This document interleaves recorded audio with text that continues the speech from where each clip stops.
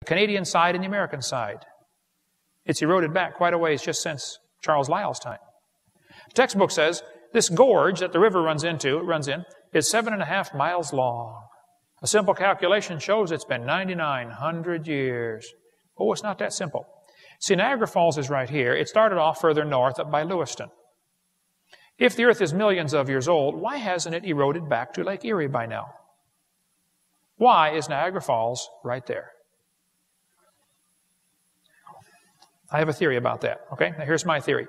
You see, about 6,000 years ago, God made everything, and 4,400 years ago, there was a flood. As the flood water was running off, whoosh, about half of that creek washed out in 20 minutes. So it looks like it took 9,900 years. They forgot the flood. They also forgot to get the right number. It should have been 8,400 had they used 4.7, but, what do you expect? Okay. When it rains, 30% of the water runs into the ocean, bringing with it mineral salts. The oceans are getting saltier every day. Today, they're 3.6% salt. They could have done that in less than 5,000 years. Question, why aren't the oceans saltier? Well, you see, 6,000 years ago, God made everything. 4,400 years ago, there's a flood. Now, since the flood's been over, the oceans have gradually gotten saltier. One atheist I debated said, Hovind, would you please tell me how the freshwater fish survived the flood? I said, sir, aren't you assuming the flood was salt water? He said, the ocean is salt water. I said, well, it is today, yeah. During the flood, it's probably mostly fresh water, and it's gradually gotten saltier, and today some animals have had to adapt to salt water. And now we have freshwater crocodiles and saltwater crocodiles, and they probably had a common ancestor, a crocodile. He said, that's evolution. I said, no, it's not. Going from a freshwater croc to a saltwater croc is a minor change compared to your evolution story. You believe they changed from a rock to a croc. Now, that's a major change, okay? A friend of mine in Alabama raises fish. He said he took a freshwater fish, black mollies, slowly added salt to their aquarium. In 2 weeks, they became saltwater fish. When he put them back in freshwater, they died in 30 minutes. They can adapt to salt water, not a problem. How many have ever gone into a cave and the guide said, don't touch the formations. They take millions of years to form. They all got the same speech, right? You go over here to, what's the one in Kentucky? Mammoth Cave? Or go to Carlsbad Caverns and they say it took 250 million years. They did a study on these stalactites and one guy said, the fastest they can grow is 2.5 inches per 1,000 years. That's the maximum growth rate. I don't think so. Here are some 50-inch stalactites growing under the Lincoln Memorial. They did that in 40 years. There's a bat covered up with flowstone before it could even rot. There's 2-inch stalactites growing off a refrigeration shed in Pensacola, Florida. There's a guy in a building in Indiana built just 40 years ago, has huge cave formations in the basement of the building from water leaking through the limestone. There's a mine was shut down in Australia for 55 years. When they opened it back up to check it out, there were huge cave formations in 55 years. There's a pipe that was dripping water for 7 years, made a 13-inch stalactite. I thought it was 2.5 inches per 1,000 years. It's more like 2 inches per year. They broke off the stalagmite that was under it and gave it to me. It's in my museum. There's a parking garage built in 1997 in Texas. It was making stalagmites on the students' cars parking under it. They had to put up a drip pan to catch the water. A guy in Wyoming had a hot mineral spring on his property in Thermopolis, Wyoming. So he stuck a pipe in the ground. The water came out the top of the pipe and bubbled out the side of the top of the pipe, But it had a little fountain. They called it the teepee fountain. Well, the guy died. They left the pipe sticking in the yard. As the pipe was there, it left behind mineral deposits as the water evaporated. How many have seen these mineral deposits? You get them on your sink up here? Okay. The guy died, and about 95 years after he died, after the pipe was stuck in the ground, I went to see it. Here it is, back in 1998. That would take some lime away to scrub that thing clean, don't you think? Yeah, a little bit. The guy down the street started his later. It's not quite as big, But, at the current rate of erosion, the continents will erode flat in 14 million years. Why did they tell us we've got fossils that are 300 times older than that, still above sea level? They should have washed out to sea 300 times. All you got to do is fly out west and look at the erosion patterns and say, man, this place was destroyed by a flood.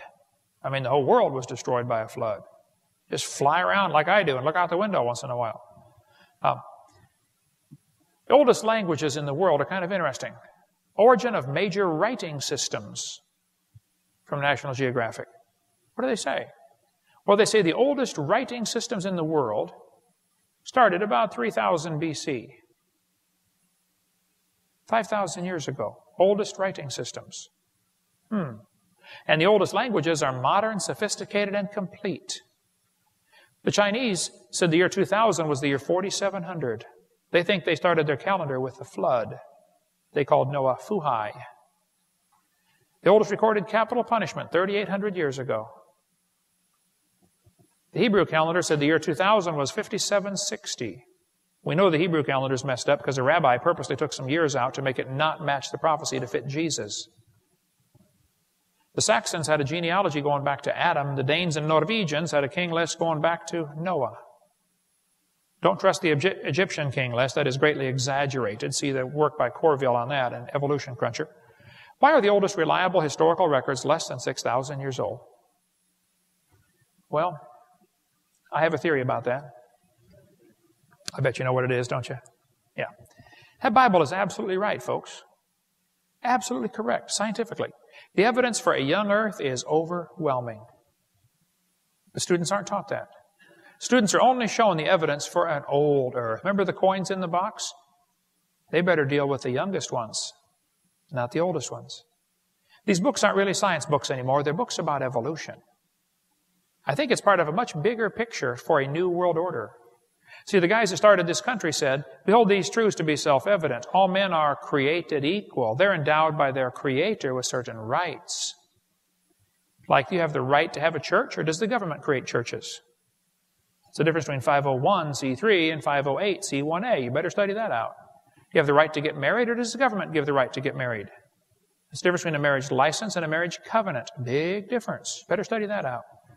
But did you know 75% of kids from Christian homes who go to public schools will reject the Christian faith after 1 year of college? That's what happened to Crawford Toy. Most people have never heard of Crawford Toy, but he was a very famous Southern Baptist seminary professor.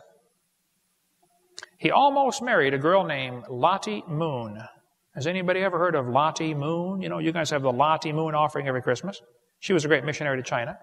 Crawford Toy, after the Civil War, went to Europe and learned about evolution. And he sucked it in and believed it. He became an evolutionist. Crawford came back to his Bible class and said, you know, the Bible intends to teach a plain six-day creation. The Bible is simply in error at that point. The Bible's in error. Now, Crawford, hold on. Maybe your theory's in error. Maybe you got brainwashed. It's very easy to get brainwashed. I'm going to try to brainwash the whole crowd, and then we're going to quit and go home. And tomorrow we'll talk about the Garden of Eden. What was that like? Why did they live to be 900?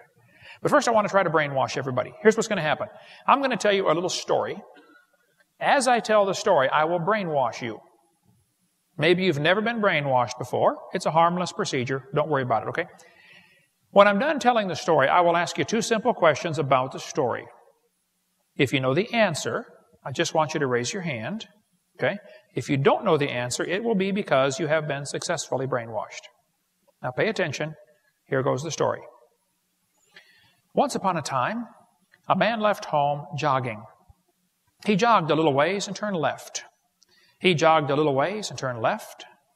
He jogged a little ways and turned left and jogged back home. As he was jogging home, he noticed two masked men waiting for him at home. Who were the masked men, and why did he leave home jogging? If you know, raise your hand, but don't say it out loud. There's about 5 or 6. Ooh, okay, the rest of you, pay attention. We're going to try it again, okay? Once upon a time, a man left home jogging. He jogged a little ways and turned left. I'll give you a hint. That's important. He jogged a little ways and turned left. He jogged a little ways, turned left, and jogged back home. As he was jogging home, he noticed two masked men waiting for him at home. Who were the masked men, and why did he leave home jogging? Anybody new figured out? 2 more. Okay. The rest of you, pay attention. We're going to try it one more time. But now I'm going to unbrainwash